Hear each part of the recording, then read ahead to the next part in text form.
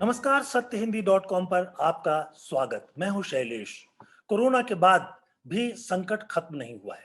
दूसरी लहर समाप्ति की तरफ है, लेकिन लोगों के सामने कई तरह की नई मुश्किलें सामने आने लगी हैं। बहुत सारे लोग जो कोरोना से तो ठीक हो गए थे, लेकिन रिकवरी के टाइम पर उनको अचानक हार्ट अटैक हुआ और उनकी मौत हो गई। कुछ लोगों को सांस की दूसरी बीमारियां होने लगी हैं। और ये सब जो है बहुत चिंताजनक है। काफ़ी बड़ी संख्या में ऐसे लोग हैं जो कोरोना से ठीक होने के बाद भी पूरी तरह से रिकवर नहीं हो पा रहे हैं, उनको कोई ना कोई दूसरा कॉम्प्लिकेशन हो गया है। तो ये कॉम्प्लिकेशन जो है बहुत चिंता की बात तो है, लेकिन ज़्यादातर विशेषज्ञों का कहना है कि आप सही डॉक्टर के संपर्क में अगर हैं, तो इनका इलाज संभव है। आज हम अ, मशहूर पल्मोनोलॉजिस्ट डॉक्टर विक्रम सरभाई से बात करते हैं इसी मुद्दे पर। फिलहाल डॉक्टर विक्रम सरभाई जो हैं वो यूएई में हैं, लेकिन इसके पहले लंबे समय तक दिल्ली के कई मशहूर अस्पतालों में वो रह चुके हैं, यहाँ लोगों का इलाज किया है। तो इस वक्त हमने उनको जोड़ा है यूएई से, लेकिन दिल्ली से वो लगातार संपर्क में हैं, भारत के हैं, भारत में ही ज़्यादातर काम किया, बहुत थोड़े समय से वहाँ हैं। तो इसलिए कोरोना और उसके बाद की जो बीमारियां हैं जिनको पोस्ट कोरोना सिम्टम्स कहते हैं, उससे बहुत अच्छी तरह से परिचित हैं। डॉक्टर सर भाई, आपका बहुत बहुत स्वागत है हमारे इस प्रोग्राम में। नमस्कार। नमस्कार शैलेश जी, धन्यवाद। आपने हमें ये मौका दिया और बहुत ही अच्छा लगता है आपसे बात करके। और आपने जितने जुझारू पन से आपने इसका पूरा रखा है, पूरे 1 साल 1.25 साल से आपने किताब भी लिखी, तो बहुत बहुत आपको मुबारक। और बहुत अच्छी बात है कि आप जैसे जर्नलिस्ट इस चीज़ को इतना अच्छा परस्यू करते हैं। तो आपने जो एक मैं डॉक्टर प्रस्तावना साहब, रखी मैं है। सवाल पर आने से पहले अपने दर्शकों को हाँ, बताना चाहता हूं किताब के बारे में। ये किताब है कोरोना, जानो समझो बचो। यानी अगर आप कोरोना के बारे में अच्छी तरह से जानना चाहते हैं, उस बीमारी को समझना चाहते हैं और बचना चाहते हैं, तो इस किताब में आपको बहुत सारी जानकारियां मिल जाएंगी। और आप इसकी चिंता मत कीजिए कि ये सिर्फ फर्स्ट वेव के बारे में है या सेकेंड वेव के बारे में है और थर्ड वेव के बारे में नहीं है। दरअसल मूल रूप से ये बीमारी एक है, वायरस एक है, और एक ही तरह से इसका हमला होता है, म्यूटेशन होता है, रूप बदल जाता है, लेकिन जो समस्याएं हैं वो एक जैसी ही रहती हैं। तो हम इस किताब के जरिए भी हमने ये बताने की कोशिश की है कि वो कौन सी चीजें हैं जिनको लोग समझ नहीं पाते हैं और गलती कर जाते हैं, और उससे कई बार जिंदगी जोखिम में पड़ जाती है। और आज डॉक्टर विक्रम सरभई से भी हम इन्हीं सवालों पर चर्चा करेंगे, और मैं पहला सवाल उनके सामने रखता हूं। डॉक्टर सरभई, भारत में पोस्ट कोरोना हार्ट अटैक की बहुत खबरें आ रही हैं। एक उद्योगपति की अभी मौत हो गई, हालांकि किसी और उद्योगपति के नाम से उसको चला दिया लोगों ने, लेकिन जो सज्जन की मौत हुई थी वो भी उद्योगपति थे। और कोरोना के बाद वो साइकिल चला रहे थे स्वस्थ होने के लिए, लेकिन वो जो है अचानक हार्ट अटैक हुआ और उनकी मौत हो गई। ऐसी बहुत सी खबरें हम लोग सुन रहे हैं। पेशेंट से एक दिन पहले बात होती है और वो कह रहा है कि मैं बिल्कुल ठीक हो रहा हूँ, बस 1-2 दिनों में घर आने वाला हूँ, और अचानक खबर आती है कि उनको हार्ट अटैक हो गया और मौत हो गई। तो ये बहुत दुखद है। तो मैं चाहूंगा कि आप ये बताएं कि आखिरकार ऐसा क्यों हो रहा है। कोरोना तो वायरस है, एक बार वायरस से ठीक हो गए, लंग्स का इन्फेक्शन भी ठीक हो गया, तो ये हार्ट अटैक और ये दूसरी चीजें क्यों आ रही हैं और कैसे बचें रोगी। तो धन्यवाद। आपने ये बहुत अच्छा सवाल पूछा और यही सवाल है जो पूरी दुनिया को परेशान कर रहा है। और एक बात तो बहुत इंपॉर्टेंट है जो हम लोगों को समझना चाहिए कि आफ्टर ऑल इस पूरी जब से ये ब्रह्मांड, जब से सृष्टि की रचना हुई, जो इन मानव जाति है, उसको इतना बड़ा क्राइसिस आज तक नहीं आया कि पूरा पृथ्वी जो है ना वो रोक दिया गया है एक वायरस के। और दुनिया की जो सबसे बड़ी शक्तियां हैं, जो कि मेडिसिन में सबसे बड़ी शक्तियां हैं, वो सबसे ज्यादा परास्त हुई। ये जरूर है कि वहां पर अब वैक्सीन डेवलप हो गया है अमेरिका में और ब्रिटेन में, लेकिन आप उनका हालत देखिए, उनके यहाँ अकल्पनीय स्थिति हो गई थी और किसी को सोचने में नहीं आ रहा था। तो मैं ये कई बार बोलता हूँ कि जो कलेक्टिव ह्यूमन इंटेलेक्ट है, यानी कि पूरी जितनी हमारी समझ है इंसानी, उस सबको परास्त कर दिया है। तो किसी भी इंसान का ये सोचना और उस पर ये कमेंट करना कि इसके बारे में लोग समझ चुके हैं, वो बहुत छोटी बात है। तो लोग पूर्वाग्रह से, जिसको हम बायस कहते हैं, उससे लोगों ने इसका इलाज शुरू करा। और जहां से वायरस एंटर करता है तो जनरली लोग उसको मान लेते हैं कि वहीं से एंटर करता है, यानी कि जैसे पोलियो वायरस है, इसको गैस्ट्रोइंटेस्टाइनल वायरस मानते हैं। कुछ आंखों में वायरस होते हैं जिनसे कंजंक्टिवाइटिस होता है, और इन्फ्लुएंजा और मीजल्स ये सब रेस्पिरेटरी वायरसेस माने जाते हैं। तो क्योंकि ये सांस के जरिए इसकी एंट्री हो रही है, तो इसको लोगों ने रेस्पिरेटरी वायरस मान लिया, और इसको सोचा गया, इसको जक्सटापोज करके, यानी कि एक तरह से सिमिलैरिटी बना के कि इन्फ्लुएंजा में जैसे वायरस होता था वैसा है। लेकिन इसकी बहुत कुछ बड़ी खास बात है, जितने भी कोरोना वायरस हैं ये सब के सब चमगादड़ या बैट से में पाए जाते हैं, और वहां से ये जंप करते हैं और फिर इंसान में आ जाते हैं।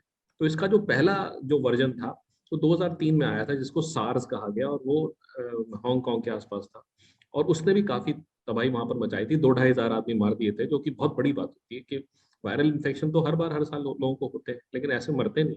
लेकिन पता नहीं किस वजह से 2004 में अपने आप ये बंद हो गया और सार्स को लोग भूलने लगे। फिर ये मर्ज करके कैमल्स के अंदर सऊदी अरेबिया में आ गया, फिर वहां पर भी 2-2.5 हजार लोगों को मारा, और उसके बाद ये रुक गया। तो और उसके बाद एक इबोला करके, अफ्रीका की एक छोटी सी कंट्री है, उसके अंदर इबोला करके आया, और उसमें इसकी मोर्टेलिटी बहुत जबरदस्त थी, मतलब 80-90% लोगों को ये मार रहा था। वो भी कोरोना वायरस था। तो सार्स का वायरस, मर्स का वायरस, और मिडिल ईस्टर्न कैमल्स के अंदर आया, और इबोला, ये सब के सब कोरोना वायरस थे। और उसके बाद अब ये जो कोरोना वायरस है, ये पार्ट 2 यानी कि सार्स का नंबर 2 आया। तो इसके अंदर एक खास बात है कि जितने बाकी वायरस थे उनकी इन्फेक्टिविटी या स्प्रेड बड़ी नहीं थी, इनकी स्प्रेड बहुत तेजी से आ रही है, और इसने पूरे की पूरी दुनिया को ध्वस्त कर दिया है। और इस समय जो हिंदुस्तान में जो हाहाकार मचाया है वो अकल्पनीय है, मतलब सोच ही नहीं जा सकता। तो इसमें जो मैं आपको ये बताना चाहता हूँ कि ये एक रिसेप्टर से बॉडी के अंदर एंटर करता है। तो सही बात यह है कि ये फेफड़े या लंग से करता है, लेकिन इसका जो जहां पर ये सबसे क्रूशल है, क्यों इतनी जल्दी ये मार देता है, उसका कारण है कि ये ब्लड वेसल्स को इम्पैक्ट करता है। तो ब्लड वेसल्स को जब कोई वायरस इन्फ्लेमेट कर देगा या उसके अंदर जलन पैदा कर देगा, तो उससे होगा ये कि ब्लड वेसल्स के थ्रू ही हमारी ऑक्सीजन और न्यूट्रिशन और ग्लूकोज ये सब सप्लाई होता है। उसी से हमारा एक एक कोशिका यानी कि सेल्स जो है वो जीवित रहती है। अगर ब्लड वेसल खराब हो जाएगी तो हमारा टिश्यू बहुत तेजी से मरेगा। और इसीलिए अगर आप देखें तो इसको मैं जो जिस तरह से मैं समझने लगा हूं वायरस को, कि ये रेस्पिरेटरी वायरस से ज्यादा वैस्कुलर वायरस है। और क्योंकि ये वैस्कुलर वायरस है तो उस तरह से ये हर बॉडी के सेल्स को प्रॉब्लम करता है। अब लंग्स का तो एक्सरे हो जाता है, क्योंकि अंदर हमारे सांस में हवा होती है, तो हमें डबल कंट्रास्ट मिल जाता है। तो हम उसके अंदर बॉडी के अंदर झांक सकते हैं कि वो लंग्स में क्या कर रहा है। हम कैट स्कैन करके देख सकते हैं, सीटी स्कैन जैसे बोलते हैं, और उसमें हमें वायरस का इम्पैक्ट नजर आता है। बट जो वायरस ये लंग्स में कर रहा है वही ये मसल्स में भी कर रहा है, वही ये हार्ट में भी कर रहा है, वही ये लिवर में भी कर रहा है, उसी तरह की जलन पैदा कर देता है, क्योंकि ये ब्लड वेसल्स को करता है।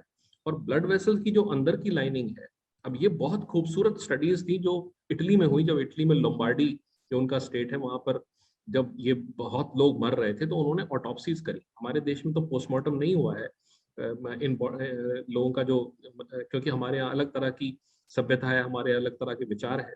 लेकिन उन्होंने वहां पर बायोप्सीज करके देखी और देखा कि ये जो ब्लड वेसल्स हैं उनके अंदर ब्लड के क्लॉट्स आ रहे हैं, और उनकी जो इन्फ्लेमेशन है, तो पूरे बॉडी में ये वायरस ब्लड वेसल्स को इम्पैक्ट करता है। अब जो भी ऑर्गन हमारे बॉडी का वल्नरेबल होगा या जिसमें कम क्षमता होगी स्ट्रेस को संभालने की और वहां पर ब्लड क्लॉट होगा, तो कई तरह से इंसान मर सकता है। तो यानी कि हार्ट अटैक भी पड़ सकते हैं, लंग के अंदर भी क्लॉटिंग हो सकती है, स्ट्रोक्स हो सकते हैं, आंखों की नींद की जिसमें बोलते हैं रेटिनाइटिस हो सकती है, स्किन के अंदर ब्लिस्टर बन जाते हैं और स्किन के अंदर इरप्शन होने लगते हैं, जॉइंट्स में दर्द हो सकता है, लिवर में प्रॉब्लम हो सकती है, किडनी में फेलियर हो सकता है। तो जहां पर भी वल्नरेबिलिटी ज्यादा होगी, और इसलिए आप देखिए कि लोगों को ये समझ में नहीं आ रहा था कि ये वायरस के अंदर सबसे ज्यादा जो मोर्टेलिटी देखी जा रही है वो पुराने हार्ट के मरीजों में देखी जा रही है, और ब्लड प्रेशर के मरीज में देखी जा रही है। ब्लड प्रेशर तो एक नंबर है, उसको दवाई दे दो तो ठीक हो जाता है, लेकिन क्यों ब्लड प्रेशर सबसे ज्यादा या डायबिटीज जो है वो सबसे ज्यादा वल्नरेबल थे लोग। तो अगर आप देखें कि वो सारी बीमारियां जो हमारे ब्लड वेसल्स को इम्पैक्ट करती हैं वो इसके लिए सबसे बड़े रिस्क फैक्टर्स हैं। इसीलिए बच्चों में कम देखा जाता है, क्योंकि बच्चों में ब्लड प्रेशर कम होता है, डायबिटीज कम होती है, मोटापा कम होता है, ओबेसिटी कम होती है। लेकिन जिनके अंदर भी ये मेटाबॉलिक प्रॉब्लम्स हैं, जहां पर भी वेसल प्रॉब्लम में होगी, वहां पर ये बुरी तरह से इम्पैक्ट करेगा। और एक चीज बड़ी इंपॉर्टेंट है, ये जो है, मैं यहाँ पर जो जानना ये चाहूंगा कि ये प्रॉब्लम क्रिएट कर रहा है हार्ट में, तो ऐसा कोई इस तरह की जांच नहीं है कि पहले से पता चले कि ये हार्ट में प्रॉब्लम कर रहा है? जैसे लंग्स में तो HRCT से या एक्सरे से पता चल जाता है, डायबिटीज अगर लेवल बढ़ रहा है, शुगर लेवल, तो उसकी जांच हो जाती है, उससे पता चल जाता है। हार्ट में इसको नहीं पता किया जा सकता है? कुछ तो तरीके होंगे, कुछ ब्लड टेस्ट होगा या इलेक्ट्रॉनिक टेस्ट, जो भी। तो अब आप देखिए, अगर मैं बताऊं कि बीमारियां जो हमारी प्रॉब्लम क्या है, हमारी प्रॉब्लम यह है कि इस पर्टिकुलर वायरस से मौत बहुत ज्यादा देखी जा रही है। और अब लेकिन अगर हम वर्ल्ड डेटा देखें तो करीब 17-17.5 करोड़ के आसपास इस समय दुनिया में केसेस बने हैं, और जो डेथ हुई हैं वो करीब 47-48 लाख के बीच, 47.5 लाख के लोग करीब मरे हैं, जो कि रिकॉर्डेड है। तो ये 2% के आसपास मोर्टेलिटी दे रहा है। अब ये कौन से जो 58% लोग हैं, 98% यानी कि 98%, आप सबको स्क्रीन नहीं कर सकते, क्योंकि ये किसी को नहीं पता है कि किसमें ये प्रॉब्लम होने वाली है। जैसे मैं आपको एक बड़ा सिंपल उदाहरण देता हूँ। जब श्री कृष्ण का जन्म हुआ था तो सारे के सारे बच्चों को कंस ने मार दिया था। उसको ये समझ में नहीं आ रहा था कि ये 8वां कौन सा पुत्र होगा। तो क्वेश्चन ये है कि आप सभी के हार्ट, सभी के लंग, सभी की किडनी, सभी का ब्रेन टेस्ट नहीं कर सकते, क्योंकि मोर्टेलिटी अभी भी 2% है। 98% में लोग ठीक हो रहे हैं। लेकिन जो लोग सडनली मर जा रहे हैं, उनके अंदर अगर हम देखें कि टेल टेल एविडेंस, जो आपने कहा कि ऐसी कौन सी चीजें हैं जिसमें ये पता चल रहा है कि ये आदमी के अंदर प्रॉब्लम हो सकती है, तो ज्यादातर सिवियरिटी होती है। किसी भी बीमारी का एक पिरामिड है, मतलब सबसे ऊपर सबसे ज्यादा खराब होगा और नीचे बेसलाइन पर सबसे ज्यादा सामान्य चीजें होंगी। तो जिन लोगों को का बुखार 5 दिन से ज्यादा निकल रहा है, 6 दिन, 7वें दिन, 8वें दिन, जिन लोगों के अंदर बदन में टूटन हो रही है, जोड़ों में दर्द हो रहा है, जो बीमार रह रहे हैं, जिनके अंदर ऑक्सीजन की कमी आ रही है, उन लोगों के अंदर ये मान के चलना चाहिए कि ये लोग वल्नरेबल लोग हैं। अगर हम इनकी ब्लड वेसल्स को प्रोटेक्ट नहीं करेंगे, तो हम इनके लंग्स को तो शायद ठीक करके देख लें, लेकिन इनके ब्लड वेसल्स के अंदर जो जलन होगी वो बिल्कुल अनडिटेक्टेड चली जाएगी। तो ये ब्लड तो वेसल्स ऐसे जो है, जो आपने कहा ब्लड वेसल्स, तो इसको ट्रीट करने का कोई तरीका नहीं निकला अभी तक? कोई उपाय नहीं है? उसका कारण ये है कि एक तो ये बहुत मेजोरिटी में नहीं आ रहे, और प्लस अगर देखा जाए तो सभी लोग थोड़े से इसमें, जैसे कहते हैं ना, हतप्रभ है, कि किसी को समझ में नहीं आ रहा कि भाई हार्ट अटैक कैसे हो गया। कई लोगों को पता चल रहा है कि इसमें बहुत लोगों को किडनी फेलियर हो रहा है, कुछ लोगों को तो हर अलग अलग स्पेशलिटी उसको, जैसे एक हाथी होता है ना, कोई उसका पाँव छू के देख रहा है, कोई उसकी सूंड छून के देख रहा है, लेकिन इस पूरी चीज को समझ पाना बहुत मुश्किल है। और जिस स्केल पर है ये, जितनी बड़ी जनसंख्या के ऊपर इसका प्रकोप है, उसको संभाल पाना, ये एक हाईली सुपर स्पेशलाइज्ड वायरस को हैंडल करने का प्रॉब्लम है, जो कि हर घरों में घुसा हुआ है। तो हम किसी भी तरह से मानव जाति इतनी विकसित कभी नहीं हो सकती कि हर चीज को एंटिसिपेट करके पकड़ ले। एक्चुअली ये वायरस सभी को इम्पैक्ट तो बराबर करता है, लेकिन किसकी अंदर जेनेटिक वल्नरेबिलिटी, यानी कि किसके अंदर एक ऐसी क्षमता डेवलप नहीं हुई है जो इस वायरस के साथ कर पाए, वो किसी के अंदर भी हो सकता है। इसीलिए पहले और दूसरे हफ्ते में जब आप रिकवर कर जाते हैं, तो अपने आप को एकदम से बहुत ज्यादा एक्सरसाइज करना या योगा करना शुरू कर देना या वॉकिंग करने शुरू कर देना, इस पर नहीं जाना चाहिए। बिल्कुल पहले अपने आप को ध्यान रखना चाहिए, ये कोशिश करनी चाहिए कि मैं उतना ही करूं जितना मुझसे हो पा रहा है। और अपने आप के अंदर, और मुझे ऐसा लगता है कि इसमें 2 दवाइयों का बड़ा इंपॉर्टेंट रोल है। वो है स्टीरॉइड्स, लो डोज में स्टीरॉइड्स, और एंटीकोएगुलेशन, तो ब्लड क्लॉटिंग की दवाइयाँ। ब्लड क्लॉटिंग की दवाइयाँ अभी भी बहुत रेस्ट्रिक्टेड दी जाती हैं। तो उसका कारण ये है कि ये दवाइयाँ मरीज को बहुत तेजी से नुकसान कर सकती हैं। उनका ब्लड पतला हो गया तो बहुत तेजी से वो ब्लीड कर सकते हैं, तो इसलिए बहुत डॉक्टरों का उस पर विश्वास नहीं है। तो वो थोड़े टाइम के लिए तो देते हैं, 1 हफ्ते 3 हफ्ते के लिए, लेकिन रिकवरी के 1 हफ्ते से लेके 4 या 6 हफ्ते तक अभी गाइडलाइंस में नहीं आया है। अगर वहां पर आए तो हो सकता है कि हम लोग ज्यादा लोगों को बचा पाए आकस्मिक रूप से मरने से। अब मैं आपको इसमें एलैबोरेट करता हूँ कि मृत्यु कैसे होती है। अगर देखा जाए कि अगर आप दुनिया भर में देखें तो मृत्यु ज्यादातर कैसे हो रही है, मृत्यु ज्यादातर इस केस में आकस्मिक हो रही है। लंग की जितनी बीमारियां होती हैं, निमोनिया होते हैं, वायरल निमोनिया होते हैं, उसमें सडन डेथ नहीं होती। आपको अगर देखा जाए तो आईसीयू में भी लोग वेंटिलेटर पे पड़े हुए हैं 3-3 4-4 दिन, 5-5 दिन, हफ्तों तक पड़े रहते हैं। यानी कि जिनके लंग्स में निमोनिया हो रहा है उनके अंदर आकस्मिक मौत नहीं हो रही, लेकिन जिसके लंग में क्लॉट आ गया, जिसको हम पल्मोनरी एम्बोलिज्म कहते हैं, जिसको हार्ट में कोरोनरी में क्लॉट आ गया या जिसको स्ट्रोक आ गया, उन लोगों की मौत बहुत तेजी से हो जाती है। नहीं, लेकिन डॉक्टर क्योंकि साहब इसको इसमें हम ब्लड थिनर जो देते हैं वो जी मेनली क्लॉटिंग को रोकने के लिए ही होता है।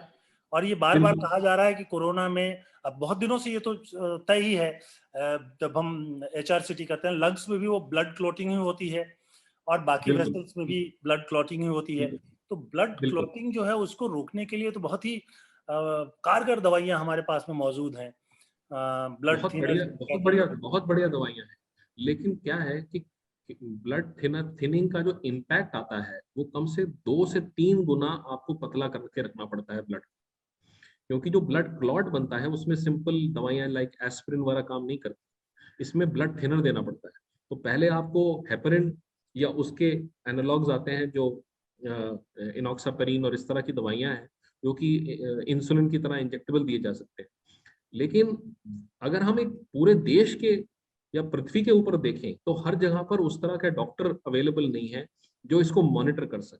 क्योंकि अगर आपका ब्लड पतला होगा, आप थोड़ा शेव भी कर रहे होंगे ना, तो आपका कट सकता है, आप गिर गए तो आपका ब्लड रुकेगा नहीं।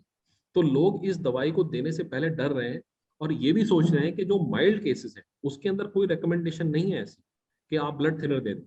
तो ब्लड थिनर भी जो देना है वो दूसरे हफ्ते के बाद देना है जब, क्योंकि अगर आप इसको समझें, इस बीमारी के 3 क्लासिकल फेजेस में इसको डिस्क्राइब किया गया है। पहला फेज है जिसमें हम वायरल रेप्लिकेशन कहते हैं, यानी कि वायरल फेज, जिसमें वायरस बढ़ता है और करीब 9 से 10वें दिन में उस वो अपने आप की जो एक्टिविटी है या वो चली जाती है, जिसको हम बोल सकते हैं कि वायरस मर रहा है या मर जाता है। उसके बाद जो अगला हफ्ता आता है उसके अंदर पल्मोनरी फेज आता है, यानी कि लंग्स को इम्पैक्ट करने वाला फेज, जिसमें ऑक्सीजन गिरने लगती है, जो जिन लोगों के अंदर गिरती है, और सांस की तकलीफ आने लगती है, बुखार टूटता नहीं है। और उसके अगले यानी कि 12 दिन के बाद या 14 दिन के बाद एक फेज आता है जिसको हाइपर इम्यून रेस्पॉन्स कहा जाता है, जिसके अंदर हमारी बॉडी का जो रिस्पॉन्स है, इस वायरस ने जो जो फ्लड गेट्स हमारे खोल दिए, जिससे हमारा बॉडी प्रोटेक्शन करना चाहता है, वो अपनी सीमाएं लांघ जाता है और ऐसे केमिकल्स रिलीज करता है जिसको हम साइटोकाइंस कहते हैं। और वो जब साइटोकाइन रिलीज हो जाते हैं तो ऐसा समझिए कि जैसे घर पूरे आपके बॉडी के अंदर प्रलय आ गई है या बाढ़ आ गई है इन केमिकल्स की और उसको रोक नहीं पाता है। तो उससे जो इम्पैक्ट आता है उससे हमारे बहुत सारे ऑर्गन्स जो हैं वो इफेक्ट हो जाते हैं और पेशेंट का बचना मुश्किल हो जाता है। तो इसमें जो दवाइयां अच्छी दी जाती हैं वो स्टेरॉइड्स का रोल आता है 6 या 7वें दिन के बाद, वो भी लो डोज, क्योंकि आपको इम्यूनिटी तो चाहिए। अगर आप इम्यून ही ब्लॉक कर देंगे तो वायरस से बचेगा कैसे आदमी। लेकिन आपको उसका थोड़ा सा इन्फ्लेमेशन कम करना चाहिए, और वही इन्फ्लेमेशन की वजह से ये ब्लड वेसल्स भी में भी प्रॉब्लम आ जाती है। और क्योंकि इसमें ब्लड वेसल्स में प्रॉब्लम आ जाती है तो इसमें ब्लड के छोटे छोटे क्लॉट, अब ये ब्लड वेसल्स बड़ी बड़ी आर्टरीज और वेन्स नहीं है, ये छोटी छोटी वो धमनियां हैं जिससे हमारी एक एक कोशिका के अंदर ऑक्सीजन सप्लाई होती है, वहां पर ये बहुत मल्टीपल ब्लड क्लॉट्स करता है। इसीलिए बॉडी के अंदर बहुत ही जबरदस्त दर्द होता है, क्योंकि ये सेल्स भी मरने लगते हैं। इसीलिए अगर आप देखें तो इसमें ऐसे टेस्ट करे जाते हैं जिससे कि मसल डेथ को देखा जाता है, क्रिएटिन फॉस्फोकाइनेज और इस तरह के टेस्ट भी पता चलते हैं, जिसमें बहुत बढ़ जाते हैं, एलडीएच बढ़ जाता है। तो ये हाइपोक्सिक इंजरीज करता है बॉडी के सारे पार्ट्स, लेकिन हम देख सिर्फ लंग पाते हैं, इसलिए पूरी दुनिया का जो फोकस है वो लंग्स बना हुआ है। बट ये एक वैस्कुलर वायरस है जो कि पूरी तरह से लोगों को मार रहा है। अब ये जैसे जैसे ये जो है, मैं आपसे कहूँ कि कई कई तरह के लक्षण जो देखते हैं कि जब वायरस आपके भीतर है, यानी 6ठे दिन से लेके 10वें 12वें दिन तक मैक्सिमम, जब वो खत्म नहीं हो जाता उस समय तक तो ठीक है, प्रॉब्लम्स रहती हैं सांस फूलने की और इस तरह की। लेकिन अब ठीक होने के बाद कोई पेशेंट है, कुछ पेशेंट्स हैं जो हॉस्पिटल से उनको डिस्चार्ज हुए 15-20 दिन या 1 महीने हो गया है, लेकिन वो फिर कहते हैं कि भाई वो उनका सांस फूल रहा है, बहुत जोर से जब तेजी से जो सांस लेते हैं वो है, सूखी खांसी जो कोरोना का एक लक्षण है वो, थकान, या कुछ लोगों का वजन कम होने लगता है, इस तरह की बहुत सारी चीजें दिखाई दे रही हैं। असल में ये चीजें लोगों के मन में डर इसलिए बैठा रही हैं कि कोरोना जब होता है, पीक पर होता है, जैसा आपने बताया कि 5 दिन, 4-5 दिन तो उसके होने का पता ही नहीं चलता है। 5वें, 6ठे दिन से आपको बुखार आता है, तब आपको पता चलता है, या कोई और सिम्पटम आता है, खांसी से या जो जुकाम से या टेस्ट चले जाने से, इससे पता चलता है। अब 10वें 12वें दिन के बाद आपका ट्रीटमेंट हुआ, लंग्स भी क्लियर हो गया, उसके बाद हॉस्पिटल से आप बाहर आ गए या घर पर ठीक हो गए, फिर से वैसे ही लक्षण दिख रहे हैं जैसे वो कोरोना वाले हों, मतलब वायरस जैसे रह गया हो। तो क्या ये वायरस इतने दिन रह सकता है या किसी और कारण से ये लक्षण दिख रहे हैं? देखिए, एक बात बड़ी पक्की है कि जब हम एक ऐसी आकस्मिक मृत्यु देख रहे हैं जो कि कोरोना के बाद हो रहा है, तो हमें ये मानना पड़ेगा कि कोरोना का जो इम्पैक्ट है, मतलब जैसे आपको मैं बहुत सिंपल तरीके से बताना चाहूँ कि अगर हम चीनी डालेंगे तो वो मीठा करेगी। अब वो सपोज आपको अच्छा लगता है 4 चम्मच चीनी डाल के चाय पीना, और मुझे 1 चम्मच लगता है, तो ऐसा नहीं है कि 1 चम्मच चीनी डलेगी तो वो मीठा नहीं करेगी और आपको मीठा महसूस नहीं होगा। तो कोरोना अपना इम्पैक्ट तो हर मरीज के अंदर कर रहा है, लेकिन कौन सा मरीज उसको उसके सिस्टम को फाइट कर ले रहा है, अगर उसकी ब्लड वेसल्स अंदर से डैमेज हो सकती है तो उसके अंदर सडन आकस्मिक हार्ट अटैक्स हो सकते हैं, उसके अंदर सडन आकस्मिक ब्रेन के अंदर असर आ सकता है। जो आपने कहा फटीग हो जा रहा है, या आपने कहा कि लोगों को थकान हो रही है, उसकी मसल्स में प्रॉब्लम आ सकती है। अब ये एक सवाल है कि कैसे आइडेंटिफाई करें। तो आइडेंटिफाई, क्योंकि ये बहुत डिफ्यूज है, इसीलिए हमने रिस्क ग्रुप को आइडेंटिफाई किया कि वो कौन से रिस्क ग्रुप हैं जिनके अंदर बिल्कुल भी चांस लेने की जरूरत नहीं है। एक तो वो लोग जो वृद्ध हैं, यानी कि 45 से उम्र से ज्यादा, लेकिन 45 का मतलब ये नहीं कि 45, 50, 55। जनरली इनके अंदर 65 साल, 70 साल और उसके बाद के लोग, क्योंकि उनकी जो ब्लड, उनके अंदर डायबिटीज 20-20 साल की हो सकती है, ब्लड प्रेशर 20-20 साल का हो सकता है, तो उनकी जो ब्लड वेसल्स हैं वो ऑलरेडी अफेक्टेड हो जाती है as a process of ageing. After all हमारे बाल भी सफेद हो जाते हैं, तो वो किस तरह से होते हैं, क्योंकि वो एक प्रोसेस है जिससे हमारा ब्लड वो, और ये सारी की सारी बीमारियां हमारे ब्लड वेसल को इम्पैक्ट करती हैं। इसको हम बोलते हैं हाइपरटेंसिव एंजियोपैथी या डायबिटिक माइक्रो एंजियोपैथी। तभी उससे आपकी मोतियाबिंद भी होता है, उसी से आंख भी आपकी खराब होती है, अगर कोरोना ना भी माने तो धीरे धीरे। तो इन ये सारे ब्लड वेसल्स को इम्पैक्ट करने वाली बीमारियां हैं। अब मैं आपको बताता हूँ कि 3 पार्ट्स हैं ऑक्सीजन ले जाने के। एक है ऑक्सीजन का अपटेक, यानी कि ऑक्सीजन कहाँ से आपको आपके बॉडी में जा रही है, वो है लंग्स।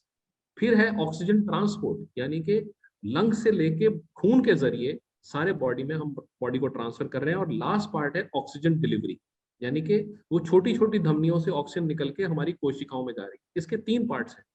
अगर आप ट्रांसपोर्ट ब्लॉक कर देंगे, कोई भी बीमारी अगर ऑक्सीजन ट्रांसपोर्ट रोक देगी, यानी कि जो ब्लड वेसल है, यानी कि जो खून का जो अगर थक्का कहीं जम गया, तो आपके बॉडी में कितना भी ऑक्सीजन हो, आपके बॉडी में कितना भी इम्यून सिस्टम हो, अगर ब्लड जम गया तो वो उस टिश्यू को डेड मार मृत्यु कर देगा। अब आपने देखा होगा एक सिस्टम की बात हो रही है कि बच्चों के अंदर एक सिंड्रोम आ रहा है MICS, यानी कि multi system inflammatory syndrome in children, और उसको एक माना जा रहा है कि multi system inflammatory syndrome of adult भी है। तो कुछ लोगों के अंदर लंग भी खराब नहीं हुआ, कुछ लोगों के अंदर बिल्कुल एसिम्प्टोमेटिक तरीके से वो निकल गए, उनको 5-10 दिन में ठीक हो गया, लेकिन उनकी जो ब्लड वेसल थी वो इंट्रिंसिकली पिटी हुई थी, उनके अंदर ये इन्फ्लेमेशन कर गया। तो लंग में एक्सरे किया तो ठीक है, ऑक्सीजन देखा तो ठीक है, बट उसका इन्फ्लेमेटरी प्रोसेस धीरे धीरे चलता रहा और सडनली कभी ब्लड क्लॉट हुआ उसके लंग में, हार्ट में, तभी वो आप देखेंगे जितनी भी मौतें हो रही हैं वो सब की सब आकस्मिक। आकस्मिक मौत का मतलब है वैस्कुलर एक्सीडेंट। जब भी ब्लड रुक जाएगा, सडनली उस ऑर्गन का काम करना बंद हो जाए। और हार्ट और लंग में अगर ऐसा होगा तभी पल्मोनरी एम्बोलिज्म और हार्ट, जितनी भी आकस्मिक मौतें होती हैं उनको हम लोग लेमैन टर्म में बोलते हैं उसको हार्ट अटैक पड़ गया तभी वो मर गया। लेकिन ऐसे बहुत सारे लोग हैं जिनको लंग के अंदर भी क्लॉट आ रहे होते हैं, और लंग क्लॉट जब आता है तो उसके बारे में ना ECG में बहुत पता चलता है, ना ऑक्सीजन में पता चलता है, सडनली आदमी कोलैप्स कर जाता है। तो पल्मोनरी एम्बोलिज्म भी एक तरह का लंग अटैक मान सकते हैं आप। इसी तरह का ब्रेन में जब क्लॉट आता है तो उसको ब्रेन अटैक कह सकते हैं, और जब हार्ट में होता है तो उसको हार्ट अटैक कह सकते आपने हैं। और बहुत इसको महत्वपूर्ण प्रिडिक्ट, डॉक्टर साहब बहुत महत्वपूर्ण जानकारी दी आपने। हमारे पास समय की कमी है और इसलिए मैं एक आखिरी सवाल आपके सामने रखता हूं कि कोविड से ठीक होने के बाद ये जो नए सिम्टम्स हैं, पोस्ट कोविड जो सिम्टम्स हैं या प्रॉब्लम्स हैं, उससे निपटने के लिए क्या-क्या सावधानी पेशेंट्स को रखना चाहिए और कैसे वो अगर इस तरह का कॉम्प्लिकेशन आ जाता है उससे बाहर निकलेंगे? सबसे पहले जिस भी इंसान को थोड़ी भी आज की तारीख में थोड़ी सी भी प्रॉब्लम लगती है, जिससे उसको लगे कि मैं मेरा स्वास्थ्य आज उतना अच्छा नहीं है जितना कल था, मुझे थोड़ा सा जुकाम लग रहा है या थोड़ा सा मेरे को बॉडी में पेन हो रहा है, थोड़ा सा मुझे हेडेक लग रहा है, वो अपने आप वॉलंटियर करके अपना एक पीसीआर टेस्ट जरूर कराए और उसी समय से अपना ऑक्सीजन नापना शुरू करे और सॉरी पल्स नापे और टेम्परेचर ब्लड। कई बार 99 बुखार भी इंपॉर्टेंट है मानना, और ये मान के चलना चाहिए कि कोई भी तरह का बुखार आजकल अगर आपको हो रहा है तो अपने आप को ये मत माने कि मुझे कोरोना नहीं हो सकता, क्योंकि पूरी दुनिया में ज्यादातर लोग घर में हैं, घर बैठे हुए हैं, घर में खाना खाते हैं, घर ज्यादा निकलते नहीं है, तो अननेसरी आपको बुखार नहीं होगा। तो अपने आप के अंदर सबसे पहली बात है सतर्कता। उसी समय से आप अपना पल्स नापिए, अपना ऑक्सीजन देखिए और सबसे बड़ी बात है टेम्परेचर देखिए, और देखिए कि घर में किसी और का भी कोई गला तो नहीं खराब हो रहा, किसी के जुकाम तो नहीं लग रहा, ये इंपॉर्टेंट है। इमीडिएटली आप अपना पीसीआर टेस्ट कराइए 1-2 दिन देख के, और अपने आप को रोज न अपना बुखार चेक करते रहिए। ये सबसे बड़ी बात है। अगर आपको बुखार हो जाए तो घबराइए नहीं, मैं क्योंकि चाहूंगा अगर कि आपको कोरोना, कुछ बातें आप बताएं पोस्ट कोरोना, यानी कोरोना से ठीक हो चुके हैं और अब उसके कोरोना से बाद जब ये जब प्रॉब्लम। कोरोना जब अब जब आप कोरोना से ठीक हो गए, तो जी, अब आपको देखना यह है कि आप एक तो अपने आप को कोई स्ट्रेनुअस एक्सरसाइज मत करिए, क्योंकि जैसे ही आप कोई भी स्ट्रेनुअस एक्सरसाइज करेंगे आपको लगेगा कि भाई मैं योगा कर लेता हूँ, तो आप अपना बेसिकली ऑक्सीजन डिमांड बढ़ा रहे हैं। आपके जितने भी मसल्स हैं उनको ज्यादा ब्लड सप्लाई चाहिए, आप अपने बॉडी को, हार्ट को ज्यादा भगा रहे हैं। तो इमीडिएटली मत करिए, क्योंकि अभी आप रिकवरी फेज में, अभी आपका बॉडी रिकवर कर रहा है। तो इमीडिएटली आपको वॉक करने मत निकल जाइए। इमीडिएटली आप, ऐसा नहीं है कि साइकिल चलाने लगे, जो जैसे आपने बताया कि वो साइकिल चला रहे थे और उनको ये लगा कि मैं थोड़ा एक्सरसाइज करूंगा, बेटर न्यूट्रिशन करूंगा तो मैं, ऐसा एग्जैक्टली नहीं है।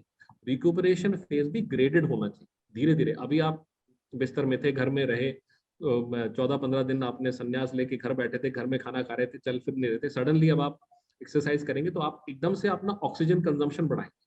ऑक्सीजन कंजम्पशन के लिए आप अपने हार्ट पे और लंग पर जोर डालेंगे, वो ज्यादा ब्लड प्रेशर सप्लाई करे, तो ये मत करिए। और धीरे धीरे अपने आप को, और पहले और दूसरे हफ्ते में बहुत ज्यादा गाइड रखिए। तो फिर ये ये कोशिश करिए रिकवरी कि रिकवरी पीरियड जो है कितने दिनों, कितने हफ्तों या कितने महीनों का हो सकता है?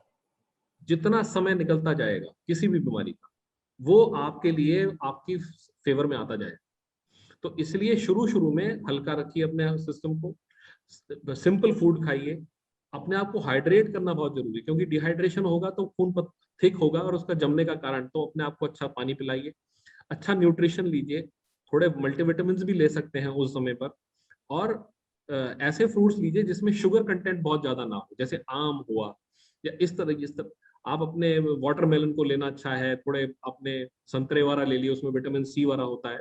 इस तरह की चीजें खाइए और सिंपल फूड खाइए, जिससे कि कहीं भी किसी भी ऑर्गन के ऊपर बहुत स्ट्रेस ना हो। और जैसे जैसे रिकवरी होगी, क्योंकि रिकवरी हो रही है, वायरस की प्रॉब्लम भी हो रही है, लेकिन बॉडी अपने आप रिकवर करता रहता है। तो अपने आप के अंदर ये देखिए कि आप बहुत ज्यादा स्ट्रेस ना करें, और उसके बाद देखिए कि कुछ अगर, लेकिन अगर आपका पहला 15 दिन में प्रॉब्लम थी, अगर आपको स्टीरॉयड मिले, अगर आपको ब्लड थिनर मिले, तो बहुत जरूरी है कि किसी भी तरह से आप अपने आप को एक्स्ट्रा वेगेंट मत करिए, क्योंकि अभी आपकी प्रॉब्लम खत्म नहीं हुई है। अभी आपकी प्रॉब्लम है, उसमें इन्फ्लेमेशन है आपके बॉडी में, अभी आपका ब्लड क्लॉट कर सकता है, क्योंकि किसी भी तरह से हम प्रेडिक्ट कर सकते हैं। कुछ टेस्ट ऐसे आते हैं जिसको आप देख सकते हैं, जैसे डी डाइमर एक टेस्ट। अगर डी डाइमर टेस्ट 0.05, कई बार कुछ वो लेबोरेटरी लेती है, कुछ 500 तक लेती है, अगर आपका डबल भी है, यानी कि 1.0 है या 0.75 भी है, तो ये मान के चलिए कि शायद ब्लड क्लॉटिंग की टेंडेंसी हो सकती है। अगर आपका सीरम फेरेटिन थोड़ा सा ज्यादा है, जो आजकल बहुत कॉमनली लोग कराते हैं, थोड़ा सा एलडीएच ज्यादा है, थोड़ा सा सीआरपी ज्यादा है, तो अपने आप को पहले 7 दिन से 10 दिन या 2 हफ्ते तक बहुत ज्यादा अपने ऊपर स्ट्रेस मत डालिए, सिर्फ उतना करिए जितना आपसे हो पाता है, और सिंपल फूड खाइए और अपने आप को धीरे धीरे बढ़ाइए। जी डॉक्टर। डॉक्टर विक्रम सर भाई, हमारा जो समय है वो खत्म हो गया है, इसलिए मैं इस प्रोग्राम को अब यहीं खत्म करूंगा। आपने बहुत महत्वपूर्ण जानकारी दी कि कोरोना से सिर्फ ठीक हो जाना, अस्पताल से छुट्टी मिलकर घर आ जाना काफी नहीं है, बल्कि अगले 15 दिनों तक आपको बहुत सावधान रहने की जरूरत है, और फिर उसके बाद और भी कुछ सप्ताहों तक आपको सावधान रहने की जरूरत हो सकती है, क्योंकि डॉक्टर विक्रम सर भाई ने बताया कि किस किस तरह के सिम्टम आपके पूरे शरीर में हो सकते हैं। आपके फेफड़े में हो सकता है, आपके दिल में हो सकता है, आपके किडनी में हो सकता है, ब्लड वेसल्स जो हैं उनमें हो सकता है, और उसके कारण हार्ट अटैक से लेकर बहुत सारी दूसरी समस्याएं जो हैं वो हो सकती हैं। बहुत महत्वपूर्ण, बहुत उपयोगी जानकारी दी आपने। और चलते चलते दोस्तों, मैं आपको एक बार फिर से याद दिलाना चाहूंगा कि कोरोना पर मेरी एक नई किताब आई है, कोरोना जानो समझो बचो। ये किताब जो है करीब 8 डॉक्टरों की सहायता से मैंने लिखी है, बिल्कुल साइंटिफिक किताब है, और इसमें कोरोना वायरस क्या है, कैसे कैसे इम्पैक्ट करता है, इसके बारे में पूरी जानकारी दी गई है। तो अगले एपिसोड में हम फिर से एक नए वीडियो के साथ हाजिर होंगे। डॉक्टर विक्रम सर भाई, बहुत बहुत धन्यवाद आपको हमारे इस प्रोग्राम में शामिल होने के लिए, और हम चाहेंगे कि फिर आगे किसी और मुद्दे पर भी आपसे बातचीत करें। आज के लिए बहुत बहुत धन्यवाद। धन्यवाद। दर्शकों, आपको भी बहुत बहुत धन्यवाद। नमस्कार। सत्य हिंदी का ऐप डाउनलोड करें गूगल प्ले स्टोर पर।